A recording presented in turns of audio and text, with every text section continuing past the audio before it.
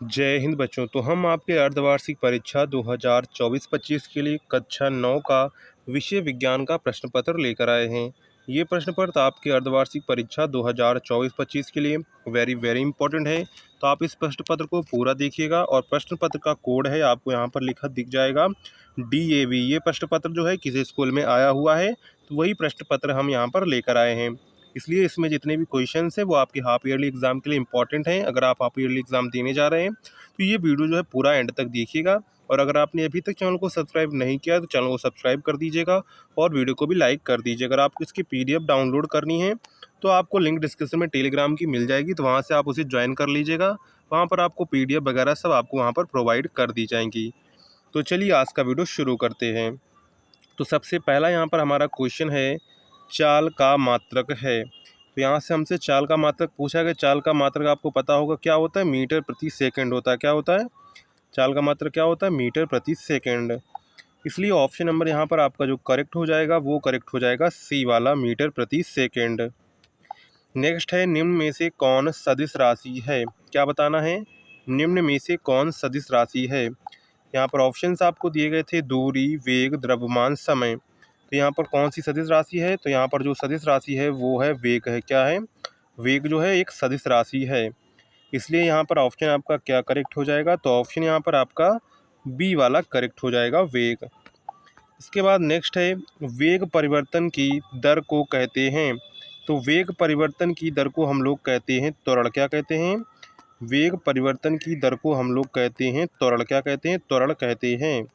इसलिए option number यहाँ पर आपका जो करेक्ट हो जाएगा वो करेक्ट हो जाएगा डी वाला, त्वरण। क्या हो जाएगा? त्वरण। वेग परिवर्तन की दर को त्वरण कहते हैं।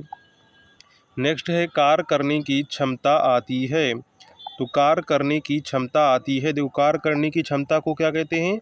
तो कार्य करने की क्षमता को हम लोग कहते हैं ऊर्जा। क्या कहते हैं? ऊर्जा कहते हैं। और ऊर्जा किससे आती है? ऊर्जा आती है भोजन से। किससे आती है?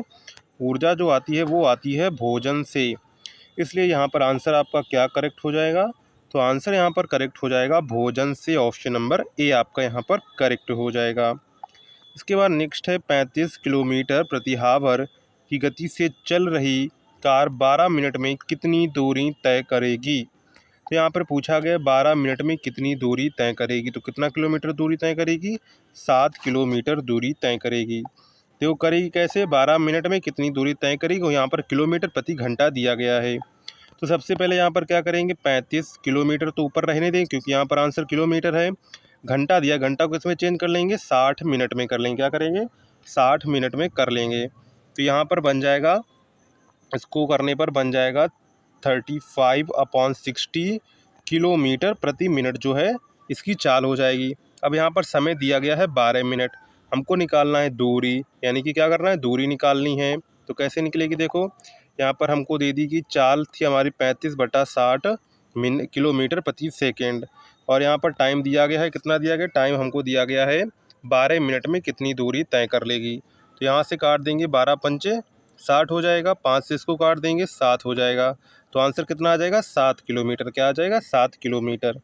यानी कि ऑप्शन नंबर आपका जो यहाँ पर करेक्ट हो जाएगा वो करेक्ट हो जाएगा ए वाला, 7 किलोमीटर। इसके बाद नेक्स्ट है यहाँ पर क्वेश्चन नंबर 6। तो क्वेश्चन नंबर 6 कह रहा है, वेग का मात्रक है। तो वेग का मात्रक क्या होता है? मीटर प्रति सेकंड होता है। क्या होता है? मीटर प्रति सेकंड। तो यहाँ पर आंसर देखें तो क्या करेक्ट हो जाएगा? तो ऑप्शन नंबर यहाँ पर आपका जो है डी वाला करेक्ट हो जाएगा, वेग प्रति सेकंड, सॉरी मीटर प्रति सेकंड। क्या हो जाएगा? मीटर प्रति सेकंड। नेक्स्ट क्वेश्चन है क्वेश्चन नंबर 8, विस्थापन का मात्रक है। तो विस्थापन का मात्रक होता है मीटर। विस्थापन जो होता है एक तरह की दूरी ही होती है, इसलिए इसका भी मात्रक क्या हो जाएगा? इसका मात्रक भी हो जाएगा metre. Option number B. Next है, ऊर्ध्वापातन द्वारा शुद्ध किया जाता है। ऑप्शन नवसादर, नमक, सल्फर, पेट्रोल। तो ऊर्ध्वापातन विधि द्वारा जो शुद्ध किया जाता है वो होता है नवसादर। क्या होता है? वो होता है नवसादर। क्या होता है? नवसादर होता है। इसलिए ऑप्शन नंबर यहाँ पर आपका जो है ए वाला करेक्ट हो जाएगा, नौशादर। क्या हो जाएगा? नौशादर। Option number A. इसके बाद नेक्स्ट है, रसोई घर में प्रयोग करते हैं। तो रसोई घर में प्रयोग करते हैं LPG, MIC, CNG, ये सभी। तो रसोई घर में प्रयोग क्या करते हैं, तो रसोई घर में जो हम लोग हैं एलपीजी प्रयोग करते हैं। क्या करते हैं, एलपीजी प्रयोग करते हैं, लिक्विफाइड पेट्रोलियम गैस प्रयोग करते हैं। तो ऑप्शन नंबर आपका ए वाला यहाँ पर करेक्ट हो जाएगा।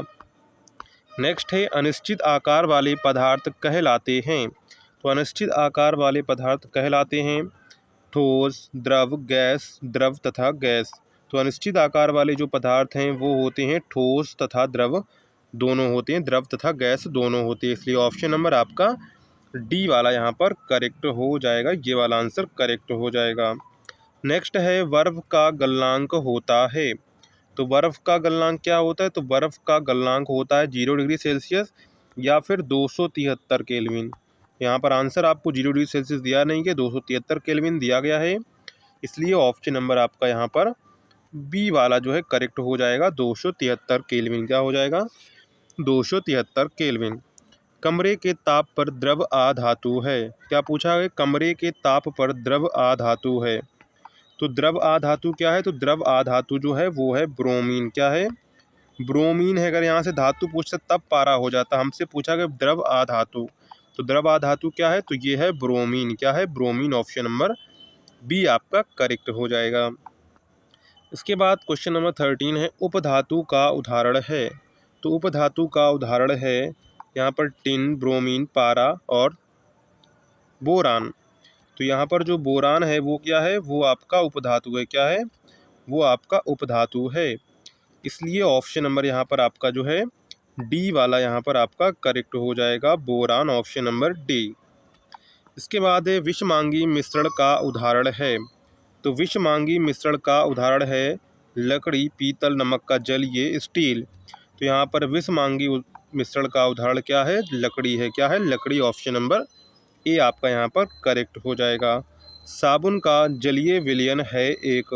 तो साबुन का जो जलीय विलयन है वो है एक कोलाइड। क्या है, एक कोलाइड है। क्या है, कोलाइड है। इसलिए ऑप्शन नंबर आपका यहाँ पर जो है सी वाला करेक्ट हो जाएगा, कोलाइड। क्या हो जाएगा, ऑप्शन नंबर सी, कोलाइड। एक माइटोकॉन्ड्रिया का संबंध है। तो एक माइटोकॉन्ड्रिया का संबंध है उत्सर्जन से, परासरण से, श्वसन से, पाचक रस से। तो एक माइटोकॉन्ड्रिया का संबंध किससे है, तो माइटोकॉन्ड्रिया का संबंध है श्वसन से। किससे है, श्वसन से है। इसलिए ऑप्शन नंबर यहाँ पर आपका जो है सी वाला करेक्ट हो जाएगा, श्वसन। क्या हो जाएगा, श्वसन। Option number C. एक माइक्रोमीटर होता है। तो एक माइक्रोमीटर होता है 10⁻⁻6 मीटर। क्या होता है, 10⁻⁻6 मीटर। यानी कि ऑप्शन नंबर आपका देखेंगे तो आपका यहाँ पर हो जाएगा ये वाला ऑप्शन आपका करेक्ट हो जाएगा, 10⁻⁻6 metre, -6 metre. Option number A वाला।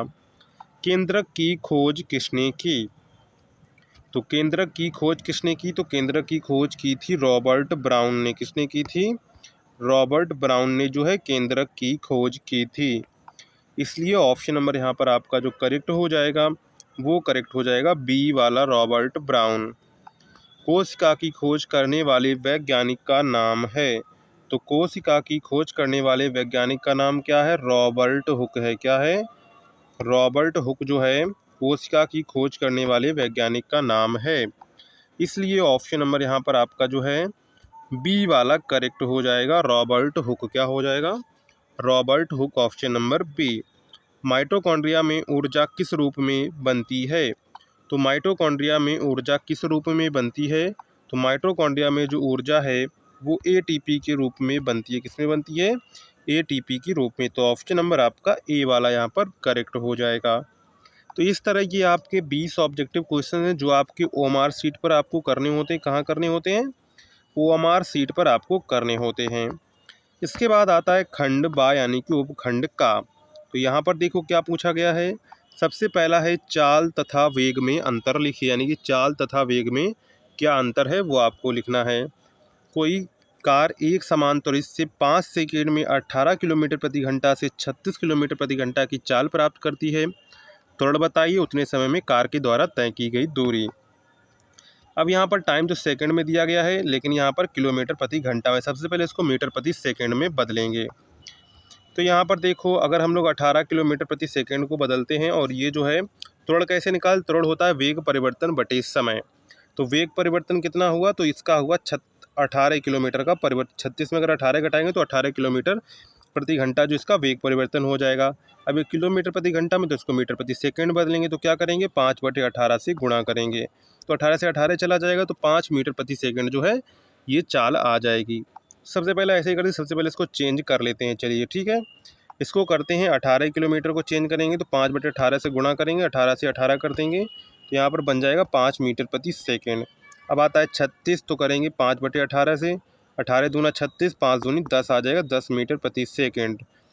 अब हम लोग जानते हैं कि त्वरण क्या होता है, तो त्वरण यानी कि ए बराबर क्या होता है, v1 माइनस के v2 अपॉन टी होता है। तो यहाँ से 10 में माइनस के 5/2 करेंगे, तो यहाँ से आपका बचेगा कितना 5/2, यानी कि आ जाएगी 5/2 मीटर प्रति सेकंड स्क्वायर जो है त्वरण आ जाएगा, या फिर 2.5 मीटर प्रति सेकंड स्क्वायर त्वरण आ जाएगा। ठीक है, जितना आपको समझ में आ गया होगा। अब हमसे पूछा गया उतने समय में कार के द्वारा तय की गई दूरी, यानी कि 5 सेकंड में उसने कितनी दूरी तय की, ये हमको यहाँ पर बताना है। तो हम लोग क्या जानते हैं, आपने ये तो सूत्र पढ़ा ही होगा।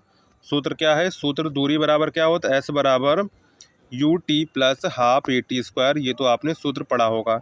एस बराबर यू कितना था, यू आपका कितना था 5 मीटर प्रति सेकंड था। ठीक है, टाइम कितना 5 लगा, प्लस 1/2, त्वरण कितना आया, त्वरण आया था आपका 5/2। ठीक है, और समय कितना 5। ठीक है, ये वाला फार्मूला लगाएंगे तो यहाँ से 25 बनेगा। ठीक है, और यहाँ से 1/2 था आपका, और यहाँ पे 2, और ये 5 5 25 और बटे 4। तो यहाँ से एक बार फिर से लिख लेते हैं, एक बार इसको 5 × 5 plus half A T square होता है, तो एक ए टी कितना था, ए आपका था 5/2 और टी भी था यहाँ पर 5, तो ये बन जाएगा 25 प्लस 25/4, क्या कर देंगे 25/4। 25/4 का अगर हम लोग करते हैं तो कितना बनेगा, 4 4 छंग 24, और इसके बाद यहाँ से 1 10 हो गया, पॉइंट लगाया तो 4 दूनी 8, 6.2 करके कुछ बनेगा समथिंग। 25 और 6 जोड़ देंगे तो 31.2 मीटर जो दूरी है समय कार के द्वारा तय की गई दूरी निकल आई। कितने सेकंड में, 5 सेकंड में। कितने सेकंड में, 5 सेकंड में निकलेगी, ये ध्यान रखेंगे। ठीक है, इसके बाद नेक्स्ट है दूरी एवं विस्थापन में अंतर बताइए। क्या बताना है, दूरी एवं विस्थापन में आपको अंतर बताना है। इसके बाद है चाल, वेग, विस्थापन तथा त्वरण दूरी को परिभाषित करना है, तो इनकी आपको परिभाषाएं लिखनी है। इसके बाद आगे बढ़ते हैं। आगे क्वेश्चन में कहा गया है अथवा 3 किलोग्राम द्रव्यमान की किसी वस्तु में 12 न्यूटन का बल लगाने पर कितना त्वरण उत्पन्न होगा, तो आपको त्वरण बताना है। तो हम जानते हैं F बराबर ma सूत्र होता है, F बराबर ma। ये पूछा गया F कितना है 12, द्रव्यमान कितना है 3 है, तो 4 मीटर प्रति सेकंड स्क्वायर का त्वरण उत्पन्न हो जाए। किलोग्राम दिया गया है तो यहाँ पर ये न्यूटन दिया गया, इसलिए आपका क्या आएगा 4 मीटर प्रति सेकंड स्क्वायर आ जाएगा त्वरण। इसके बाद है उपखंड खा, यानी कि अब हमसे केमिस्ट्री से प्रश्न पूछे जाएंगे। वाष्पीकरण तथा क्वथन में अंतर लिखिए। द्रव क्या है, इसकी कितनी अवस्थाएं होती हैं वो बताना है। विलयन में विलेय और विलायक की परिभाषा दीजिए। मिश्रण तथा यौगिक में अंतर लिखिए। तो ये आपका, अथवा अगर आपको ये नहीं करना है तो आप 8वें में समांगी तथा विसमांगी मिश्रण किसे कहते हैं उदाहरण सहित स्पष्ट कीजिए। तो यहाँ पर आप लोग जो है ये 5 6 7 तो करने ही करने, 8 में आपको अथवा करके दिया गया, तो आप दोनों में से कोई एक यहाँ पर कर सकते हैं। इसके बाद आता है उपखंड गा, यानी कि अब हमसे बायोलॉजी से प्रश्न पूछे जाएंगे। जैसे पहला है विसरण तथा परासरण में अंतर बताइए। पादप तथा जंतु कोशिका में अंतर लिखिए। माइटोकॉन्ड्रिया के कार्य लिखिए। प्लाज्मा झिल्ली किसे कहते हैं, इसके कारणों का उल्लेख कीजिए, अथवा जाइलम तथा फ्लोएम में अंतर लिखिए। तो यहाँ पर देखो 9 10 11 तो आपको कंपलसरी करने हैं, 12 में आपको अथवा करके दिया गया, दोनों में से आप कोई एक यहाँ पर कर सकते हैं। तो इस तरह आपका क्लास 9th का हाफ ईयरली का क्वेश्चन पेपर हो जाता है। ये क्वेश्चन पेपर आपके हाफ ईयरली एग्ज़ाम के लिए इम्पॉर्टेंट है, तो आप इसे ज़रूर एक बार एग्ज़ाम से पहले देख कर जाइएगा। और अगर आपने अभी तक चैनल को सब्सक्राइब नहीं किया है तो चैनल को सब्सक्राइब कर दीजिएगा, और वीडियो को लाइक नहीं किया है तो वीडियो को भी लाइक कर दीजिएगा। मिलते हैं अगली क्लास में, तब तक के लिए जय हिंद।